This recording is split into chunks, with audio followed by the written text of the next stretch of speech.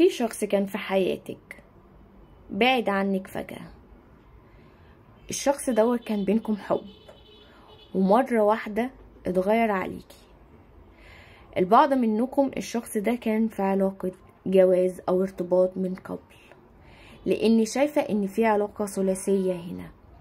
الشخص ده لا اما متزوج او انت متزوجة، حصل بينكم علاقة حب جامدة جدا، كان فيها مشاعر، لكن كان فيها خوف طول الوقت. كان فيها خوف لا الطرف الثالث يعرف او يكتشف الموضوع بينكم ويحصل مشاكل.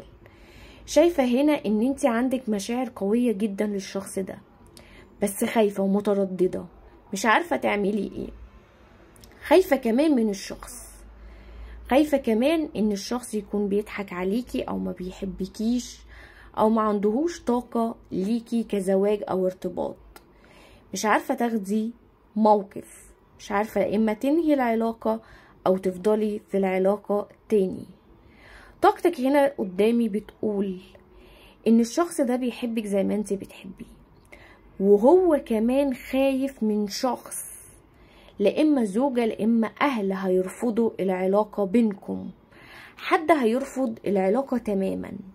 فهو كمان خايف من الموضوع دوت، عشان كده اتغير كتير جدا معاكي، عشان كده ما بقاش يديكي الحب اللي انت كنتي بتشوفيه منه في الاول. الطاقة بتاعتك هنا بتقول ان الشخص دوت هيرجع يديكي امارة للحب، او امارة ان انتوا هتكملوا مع بعض، زي ان هو هيطمنك بشيء او هيوعدك بشيء وفعلا هينفذه. لان الشخص دوت في البعد حس ان هو مش عارف يكمل من غيرك، حتى لو بادرتي او كلمتيه وصدق. فانا بقولك ان الشخص ده لسه بيفكر ولسه عايز يرجع العلاقة بينك وبينه تاني. هيلف وهيرجع. استقبلي الطاقة النهاردة ان انت عندك طاقة رجوع مع الشخص ده، ان الشخص ده لسه بيحب ولسه مغرم ولسه عايز العلاقة معاكي جدا.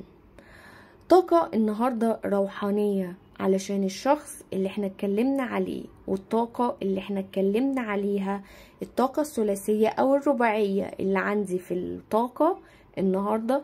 الطرود النهاردة بيقولك النصيحة ان انت تعمليها، اجذبي الشخص ده ليكي بكود روحاني 454.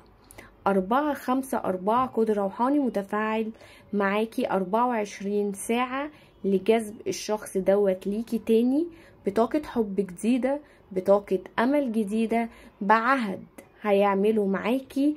وساعتها هتطمني جدا ان الشخص ده مش هيسيبك او مش هيبعد عنك او مش هيتخلى عنك، وهيفضل معاكي.